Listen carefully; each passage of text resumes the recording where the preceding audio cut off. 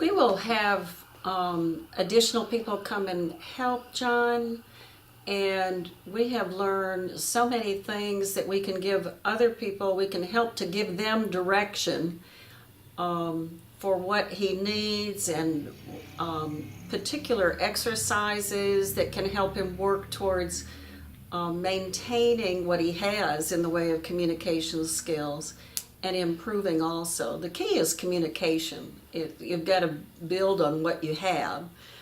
So I really think that the stack of things you're sending home with us will be really helpful for us as well as other people, but especially introducing other people to it. We also have friends and volunteers that have worked with him some, and they don't know how to help him. Mm-hmm. Yeah. And I think specifically like some communication things that I've realized is that when you speak to somebody who has aphasia, it's hard to tease out why they don't understand this sentence versus something that might have been more complicated. And so, for example, just breaking it down to say, oh, wow, he doesn't actually understand questions that have the WH question words. That seems so basic. It's like, of course, like, we would have seen that, but we didn't because it's, he didn't understand the question. So how can we reword it? And we might just accidentally reword it without that question word. So now that's a cool thing we can take home and realize, like, when we ask a question, if we really want them to understand, try to be creative with the way you ask it. And, more yes and no answers are better. Choices of answers are better. So things like that, just techniques to communicate so that he doesn't get frustrated and we don't get frustrated. So it's a win-win, I think. It's been encouraging for him because we know that it would be terribly frustrating to be in that position. So it's been encouraging for him to find other ways to understand also. Yeah. And to communicate with other people.